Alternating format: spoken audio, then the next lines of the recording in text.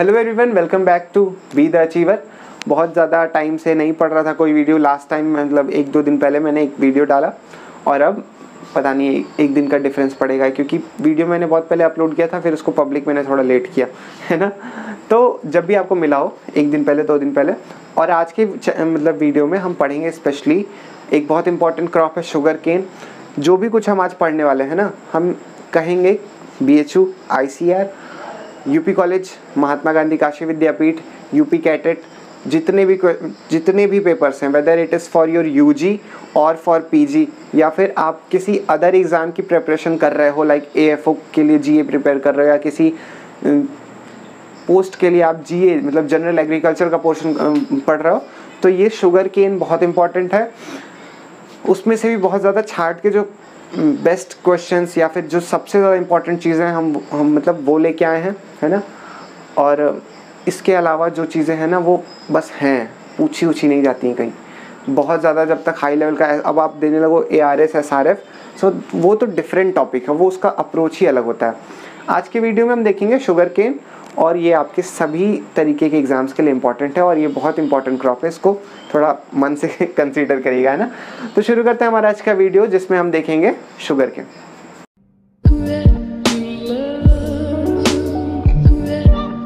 सबसे पहले sugar cane का जो साइंटिफिक नेम होता है वो देख लेते हैं, उसके बाद उसका बॉटनिकल डिस्क्रिप्शन देख लेते हैं, जो कि इंपॉर्टेंट है ना। तो शुगर केन का हमारा साइंटिफिक नेम जो जनरली कंसीडर किया जाता है, that is saccharum officinarum. Obviously पहला जीनस, दूसरा स्पीसीज चेंज होती रहती हैं, बट मेजरली जिसको कंसीडर किया जाता है हम उसी को पढ़ते हैं। तो सेकेरम ऑफिसिनेरम हमारा मेजरली कंसीडर की जाने वाली ब्रीड है, तो इसलिए इसका साइंटिफिक नेम सेकेरम ऑफिसिनेरम। अच्छा हम आगे बताते हैं आगे, ठीक है। सेकेरम में जो सेकेरम वर्ड है वो लिया गया है संस्कृत से। संस्कृत में एक शब्द आता है शर्करा, है ना। शर्करा से ही हमारा लिया गया है सेकेरम, ठीक है। इसमें एक साइंटिस्ट का नाम आता है, दैट इज TS वेंकटरमन, है ना। TS वेंकटरमन को हम क्या बोलते हैं, शुगर केन विजार्ड बोलते हैं। विजार्ड का मतलब क्या होता है, जादूगर, है ना। तो गन्ने का जादूगर जिनको बोला जाता है वो है TS वेंकटरमन। TS वेंकटरमन जी ने क्या किया था, इन्होंने क्या किया कि जो नोबल केन था इंडिया का, है ना, उसमें क्या होता था कि वो बहुत लंबे रहते थे, थिन रहते थे, और हवा चलती थी तो नीचे गिर जाते थे, है ना। तो उन्होंने क्या किया कि नॉर्थ इंडियन साउथ मतलब जो हमारा नॉर्थ इंडियन वाला जो शुगर केन था उसको हाइब्रिडाइज किया, है ना, उसका हाइब्रिडाइजेशन किया और उसको चेंज कर दिया किसमें, सेकेरम बारबेरी में, ठीक है। तो इन्हें शुगर केन विजार्ड बोला जाता है। फिर उसके बाद क्या होने लगा, हमारे गन्ने छोटे होने लगे। फिर उसके बाद हमारे गन्ने का जो फिजिकल कैरेक्टरिस्टिक था उसमें चेंज आ गया, और थोड़ा फेवरेबल हो गया हमारे क्लाइमेट में ग्रो करने के लिए, और उसमें शुगर कंटेंट वगैरह भी अच्छा खासा होने लगा। अच्छा खासा तो मान लीजिए शुगर कंटेंट तो शुरू से अच्छा था नॉर्थ इंडियन वेराइटीज़ का, है ना, बट उनके सर्वाइवल की दिक्कत थी मेन। तो TS वेंकटरमन ये इंपॉर्टेंट नाम है, इसको ज़रूर याद कर लीजिए, है ना। अब हम चलते हैं इसके बॉटनिकल डिस्क्रिप्शन पे। तो बॉटनिकल डिस्क्रिप्शन में सबसे पहले फैमिली आएगा। फैमिली कौन सी है इसकी, ग्रैमिनी है। पत्तियां देख के ही समझ में आ जाता है कि ये ग्रैमिनी फैमिली से बिलोंग करेगा, है ना। और 2n = 80, मतलब नंबर ऑफ क्रोमोसोम्स जो हैं वो 2n = 80 हैं, बट ये सेकेरम ऑफिसिनेरम के हैं। अभी हम आगे चल के इसका मेन क्लासिफिकेशन पढ़ेंगे, जिसमें हम 3 टाइप के शुगर केन्स को मेनली स्टडी करेंगे, तो उसके अलग अलग हैं। सेकेरम ऑफिसिनेरम अगर कहीं क्वेश्चन में लिखा गया है तो आप 2n = 80 ही लगाओगे। अगर कहीं पूछ दिया गया कि शुगर का नंबर ऑफ क्रोमोसोम कितना होता है, तब भी आप 2n = 80 लगाओ, क्योंकि मेजरली कंसीडर किया जाने वाला वेराइटी जो है या फिर ब्रीड जो है वो है सेकेरम ऑफिसिनेरम, है ना। ये एक पेरेनियल क्रॉप होती है, एनुअल, बाइनियल और पेरेनियल, मतलब ये एक बहुवर्षीय फसल है। एक बार लगाओ, कई साल इसकी फसल ले सकते हो। इसमें जो इनफ्लोरेसेंस पाया जाता है, मतलब कि पुष्पक्रम, है ना। तो जो इसका पुष्पक्रम होता है वो होता है एरो टाइप का पुष्पक्रम होता है। अच्छा, ये बहुत इंपॉर्टेंट है, मैक्सिमम जगह पूछ लिया जाता है, specially when you are giving any exam for UG level, है ना। UG एंट्रेंस के लिए जब आप कोई स्पेशली दे रहे हो एग्जाम, तो उसमें ये एरो वाला ना तो मोस्ट कॉमन है, हमेशा ही पूछ लिया जाता है। इसको याद कर लेना, ये इंपॉर्टेंट है, ठीक है। इंपॉर्टेंट तो सारे ही हैं। C4 टाइप का प्लांट है ना। शॉर्ट डे प्लांट होता है, मतलब इसको दिन में कितने घंटे से कितने घंटे की धूप की ज़रूरत है, या फिर कितने घंटे से कम की धूप की ज़रूरत है, 12 घंटे से, है ना। और ये हो गया इसका ओरिजिन, न्यू गुयाना। सेट्स क्या होते हैं,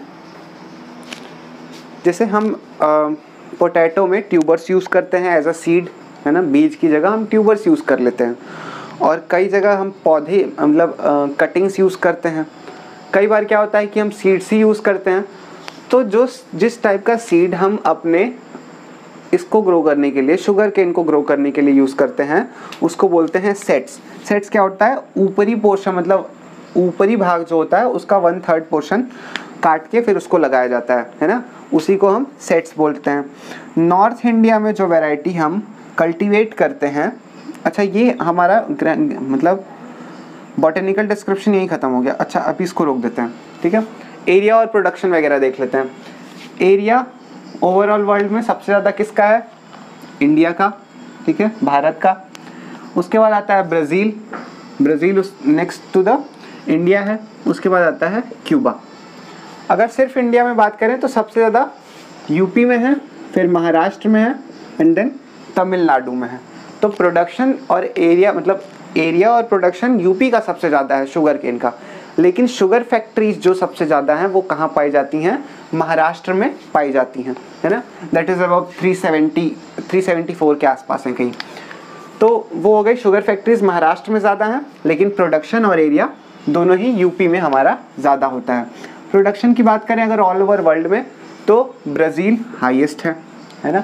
अब देखो यहाँ से सेकंड से 1 पे आ गया, मतलब इसका एरिया कम था इंडिया से, लेकिन ब्राज़ील आगे आ गया और इंडिया फिर पीछे चला गया। रीज़न वहाँ पे एडवांस फार्मिंग होती होगी, है ना। यहाँ के फार्मर क्या होता है, बहुत ही जैसे कल्चरल कह लीजिए, है ना, बहुत पुराना जो हमारा चला आ रहा है हम उसी तरीके से ग्रो कर रहे हैं। मैक्सिमम फार्मर्स जो है ना, उनको वो सीरियस ही नहीं है अपने फार्मिंग को लेकर, है ना। उनको पता ही नहीं कि ये भी एक मेन बिजनेस हो सकता है।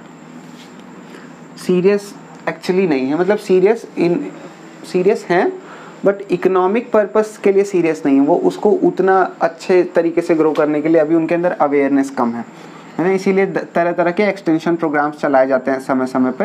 अभी हम जब पढ़ेंगे एग्रीकल्चरल एक्सटेंशन तब उसमें देखेंगे। उसके बाद प्रोडक्शन में आता है चाइना। तो प्रोडक्शन में सबसे हाईएस्ट है ब्राज़ील, इंडिया और चाइना, उसके बाद आता है, ठीक है, BIC। और एरिया में है आपका IBC, that is India, Brazil और क्यूबा। प्रोडक्टिविटी की बात कर लें तो हाईएस्ट है हमारा पेरू। पेरू में प्रोडक्टिविटी सबसे ज़्यादा है। पेरू के बाद अच्छा ऑस्ट्रेलिया आता है, बट प्रोडक्टिविटी वगैरह ना नंबर 1 की पूछता है ज़्यादातर, तो उसको लेके टेंशन लेने की ज़रूरत नहीं है। पेरू की प्रोडक्टिविटी सबसे ज़्यादा है। इंडिया में बात करें तो तमिलनाडु की प्रोडक्टिविटी सबसे ज़्यादा है, that is about 99.3 ton per hectare, कुछ ऐसा है, नहीं यही है, हाँ एग्जैक्ट फिगर यही है ना। तो हालांकि हम पढ़ाने वाले नहीं थे, कुछ इंपॉर्टेंट ये वेट नहीं पूछते हैं। तमिलनाडु की ज़्यादा, अगर आप किसी स्टेट लेवल का पेपर दे रहे हो तो तमिलनाडु पूछ सकता है। अगर आप UG का दे रहे हो, अगर ICR या फिर BHU में, तब पूछ सकता है। यूपी कॉलेज जैसे एग्ज़ाम्स में नहीं पूछेगा मेरे ख्याल से ये, है ना। उसके बाद आता है सोइंग। तो सोइंग हम करते हैं इंडिया में इसकी अक्टूबर, नॉर्थ इंडिया में हम इसकी अक्टूबर में करते हैं, है ना, उत्तर प्रदेश वाला जो एरिया है। उसके अलावा आता है एक अदसाली प्लांटिंग। अदसाली प्लांटिंग हम कब करते हैं, जून से जुलाई में करते हैं, है ना। ये अदसाली वाला जो होता है ये 15 से 18 महीने का समय लेता है मैच्योर होने में, ठीक है। 15 से 18 महीने का समय लेता है मैच्योर होने के लिए। जून से जुलाई में करेंगे और कहाँ ग्रो किया जाता है, साउथ इंडिया में ग्रो किया जाता है, और अक्टूबर में नॉर्थ इंडिया में ग्रो किया जाता है। स्प्रिंग सीजन में भी लगाया जाता है कहीं कहीं पे। वो स्प्रिंग सीजन में कब लगाएंगे, कब ग्रो करेंगे या फिर कब शो करेंगे, जनवरी से फरवरी में करते हैं। ये 1 साल की क्रॉप होती है, ठीक है। स्प्रिंग सीजन वाला 1 ईयर, ये होगा 15 to 18 मंथ का। ये पूछ सकता है अदसाली प्लांटिंग कब होती है, ठीक है। नेक्स्ट हम देखेंगे इसका क्लासिफिकेशन। क्लासिफिकेशन दुनिया भर की चीज़ें याद करने की कोई ज़रूरत नहीं, क्लासिफिकेशन जो मेन है ना। उसके अलावा क्योंकि क्लासिफिकेशन में जाते हो तो एक जो हम ग्रो करते हैं हम उसके बारे में उसका क्लासिफिकेशन है। इसके अलावा भी 2 हैं, वो हैं जंगली वेराइटीज़ या फिर वाइल्ड वेराइटीज़ जिनको हम कहते हैं। तो उनको हम ग्रो नहीं करते हैं, तो उसको पढ़ के क्या ही मतलब है।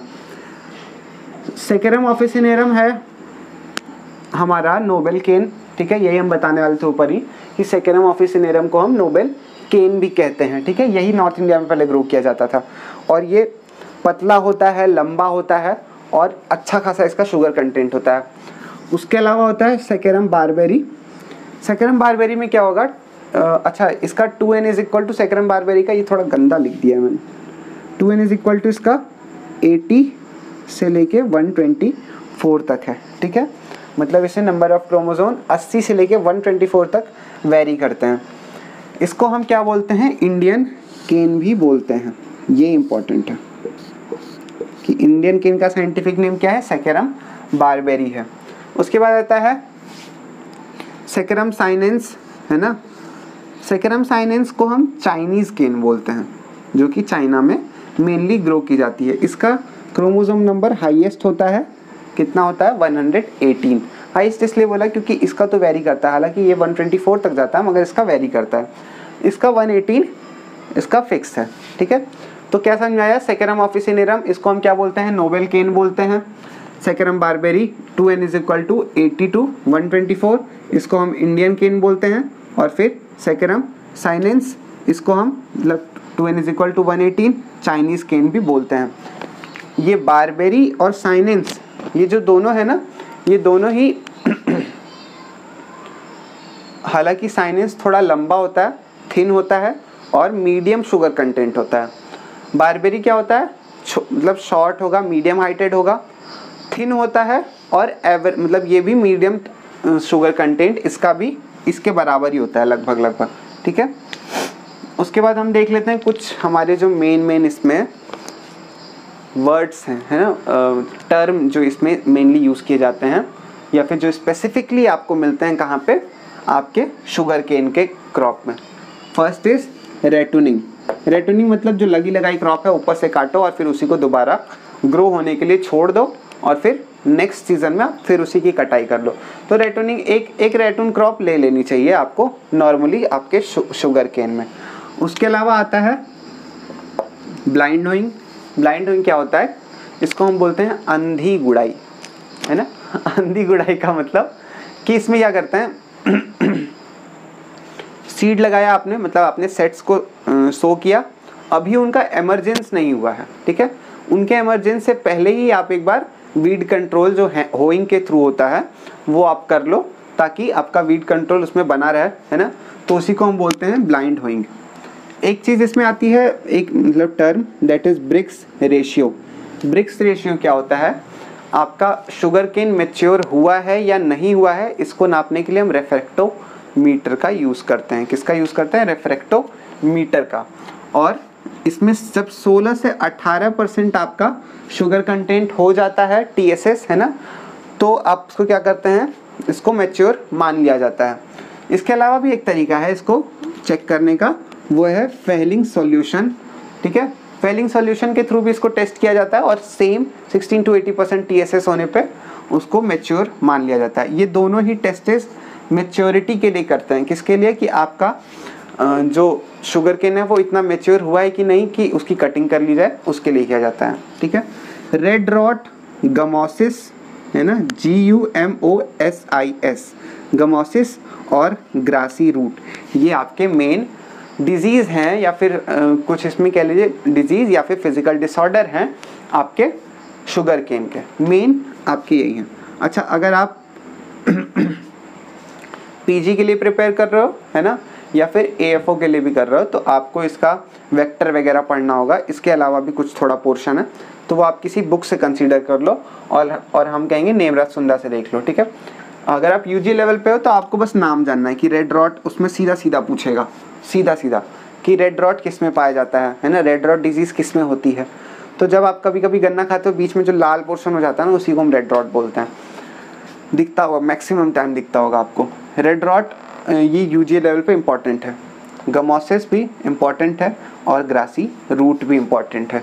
रेड रॉट आपको UP कॉलेज के लिए तो बहुत ही इम्पॉर्टेंट है और BHO ICR के लिए गमोसिस और ग्रासी रूट। इसके अलावा एक टर्म आता है अर्दिंग अप का, है ना, मिट्टी चढ़ाना जिसको बोलते हैं हम। तो मिट्टी चढ़ाने की प्रक्रिया भी शुगर केन में की जाती है। इसके अलावा भी एक दो क्रॉप्स जैसे ग्राउंड नट वगैरह में भी अर्थिंग अप किया जाता है। ग्राउंड नट, पोटैटो। टाइंग मतलब कि बांधना।